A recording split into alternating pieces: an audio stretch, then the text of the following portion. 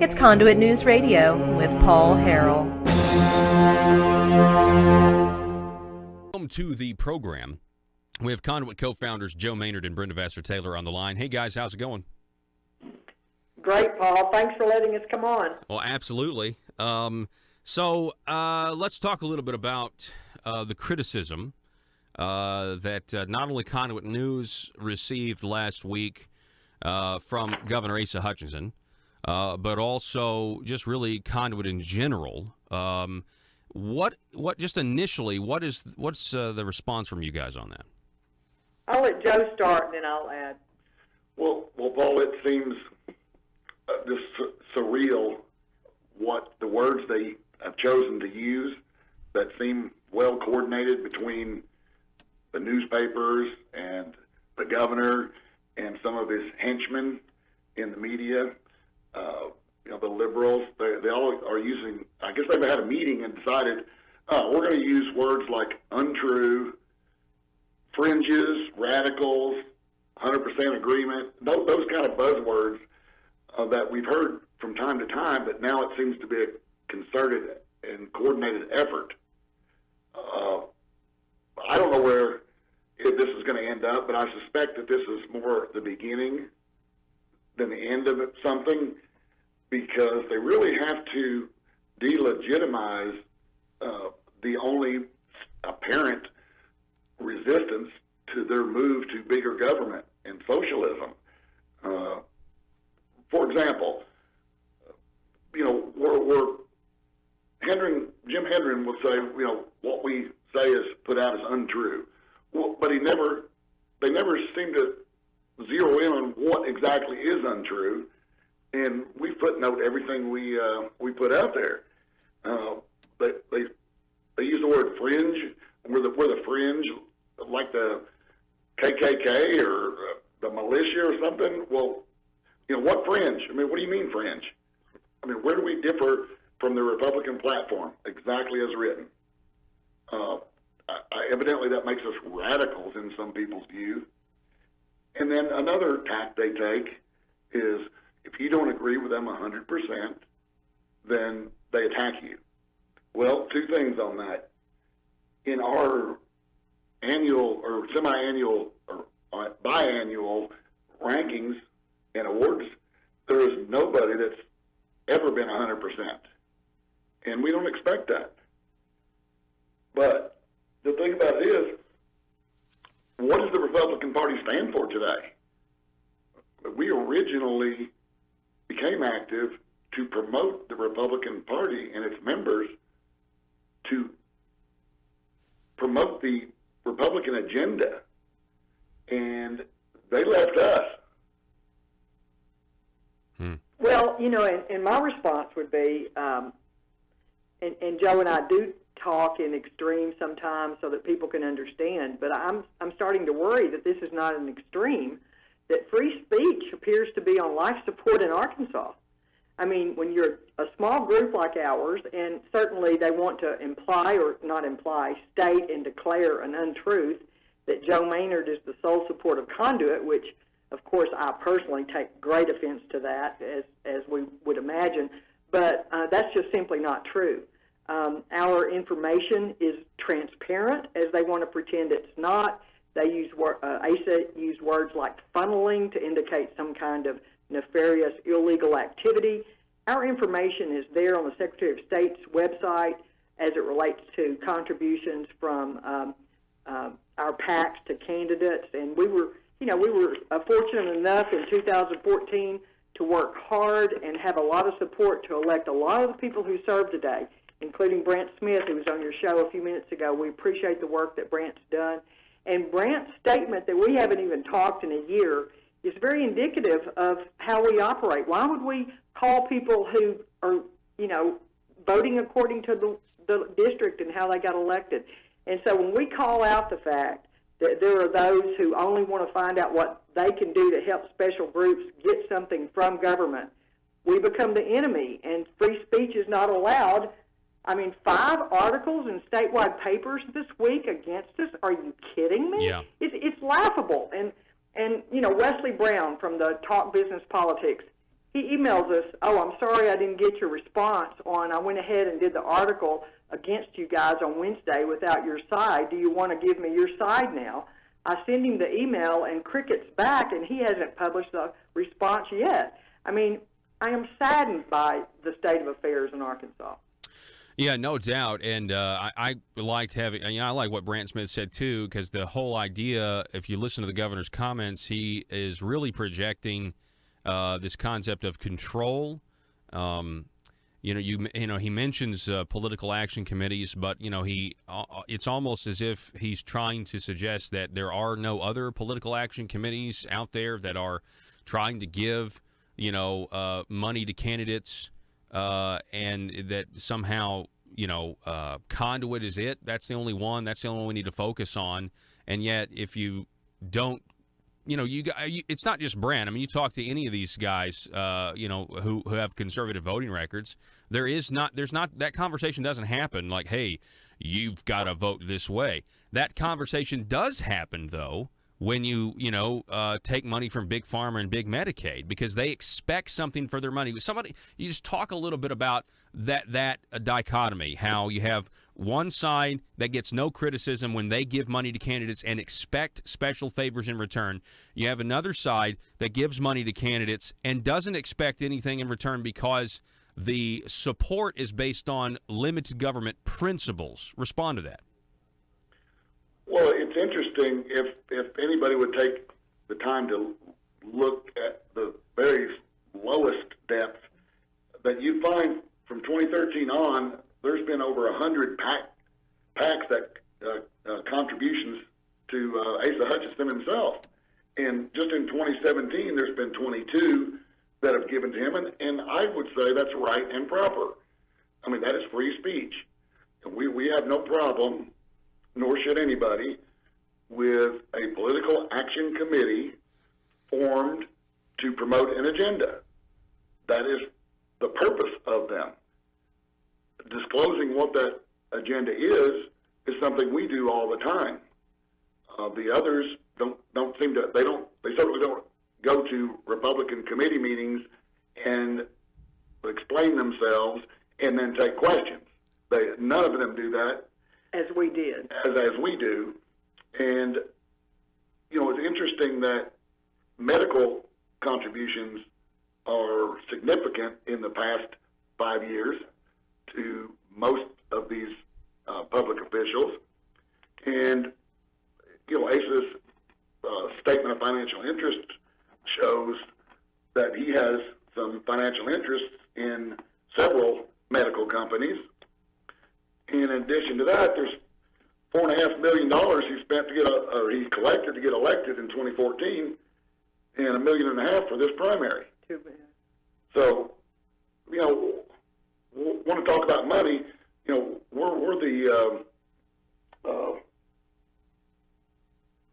Well, it's a David and Goliath situation. I mean, if you really want to have a good comparison. I mean, ours is a fraction of what the real special interests that want something from government. Mm. Well, and it is. It's gotten to the point that it's very embarrassing for us personally to see our statewide media react like this. Our governor react like this to small business people wanting to have an effect on the policies of government from their perspective. And, we've said, and our governor has said, you need to look and see what these people want. They have an agenda, and he's busy defining our agenda.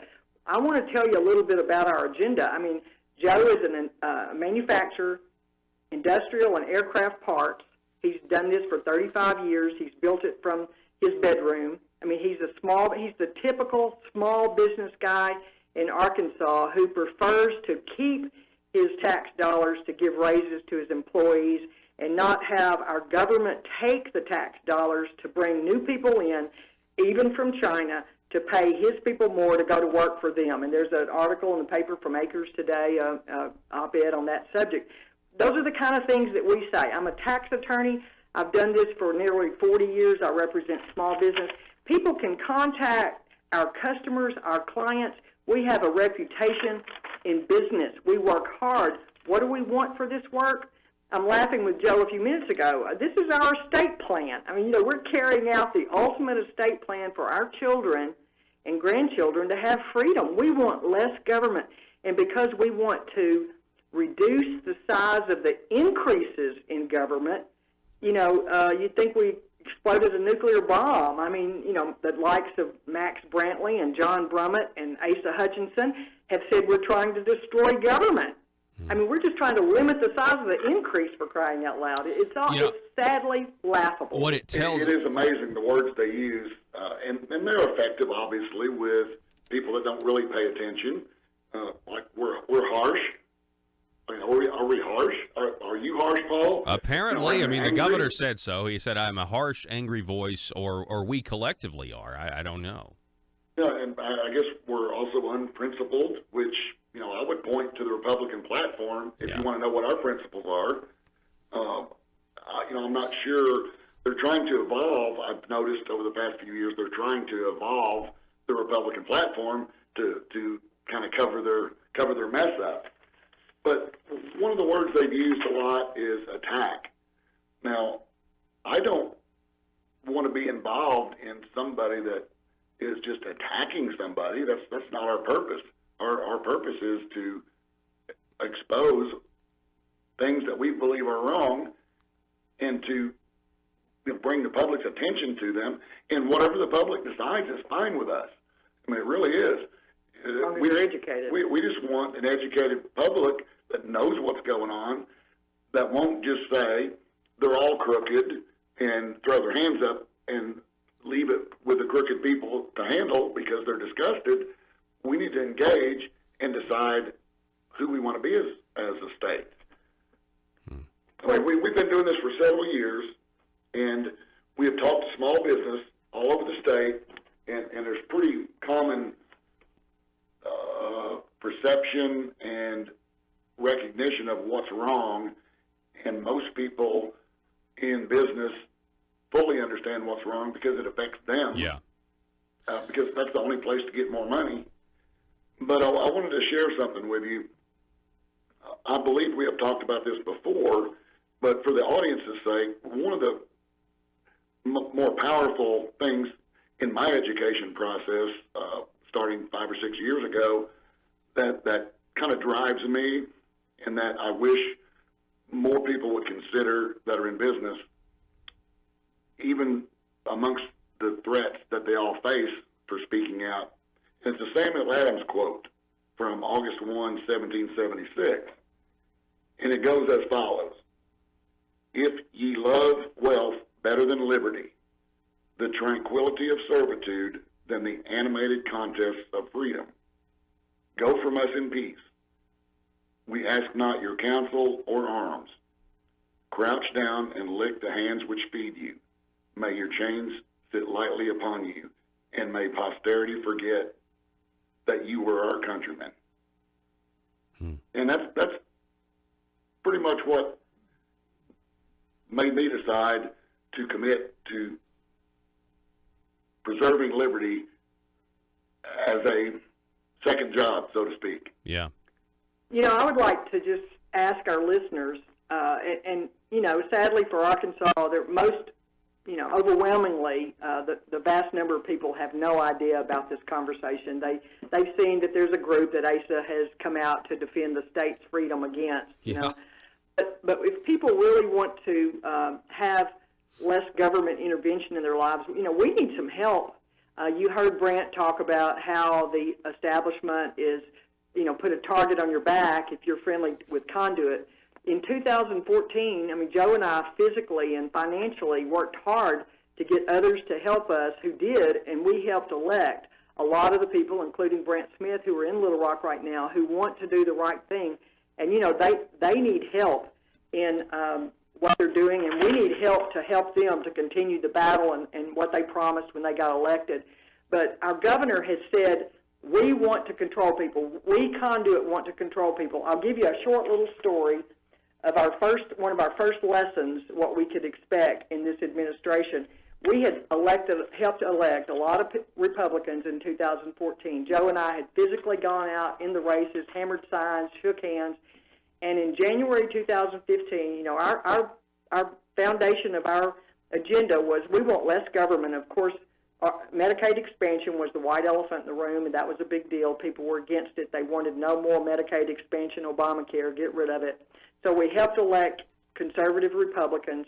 And the night before Senator Jim Hendren filed his SB 96 bill, which, quote, ends it, which we know kept it going and expanded it, Medicaid expansion, that is, the governor called me personally on my cell phone and told me, Brenda, if you guys do not support my bill that Jim's going to file tomorrow, you'll never get another thing done in this state. Wow. And if you don't support my tax increase of the capital gains tax, which he was removing that reduction, he was going to increase capital gains. If you don't support that, you will not do anything else in Little Rock. And I told him how sad I was to hear that, but we had worked hard on one position, and we were not changing our position now. And that situation and that conflict between us has grown. And when he said the other day, I've been watching this group for a while, you know, we were commonly meeting with Jim Hendren, the governor. These people were people we were helping put in place and to help our state become an economic benefit for all its citizens, not just a source for handing out government dollars. And anyhow, we've stood firm with where we are, and you can see this is how you're treated in this state if you want smaller government.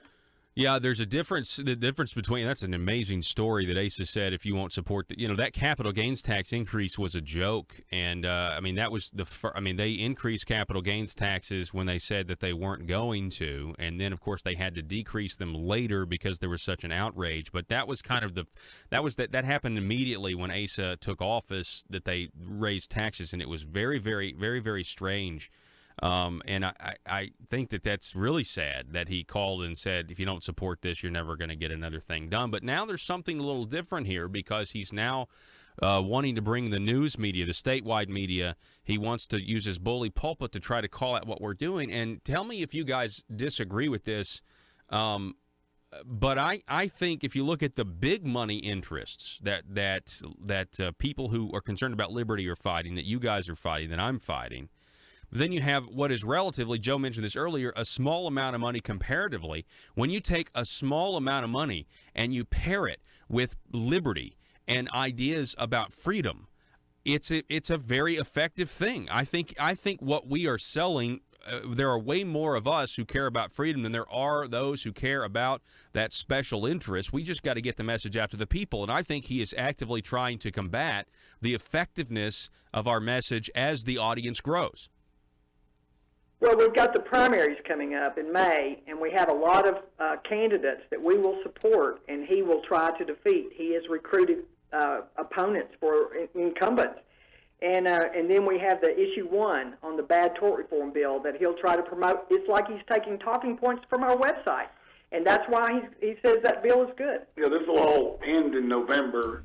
The conservative messaging and activities will all end in November, we suspect. But one of the things I wanted to mention that seems a disconnect with the public is we're talking about an administration that is consolidating power with the Speaker of the House, and they supported and defended people like John Wood, Micah Neal, and Jake Files. I mean, these are the people that some of them are under indictment, and these are the people that this administration backed during elections and protected. Why is that? I mean, we didn't make that happen. We didn't make this up. It's not fake news. We did run a candidate against John Woods. That's right. We've known about John Woods for 5 years. As have other people. And as have most there, and it's fairly common knowledge. But, I see there are going to be a lot more, as time goes on, indictments and charges. And these people have circled the wagons and turned their guns out, and they're shooting at the people. Yeah. Instead of, they accuse us of doing a circular firing squad. But if people think about it, what they've done is they've turned that circular firing squad outward and started firing at the people that expect them to be accountable for their words. Yeah.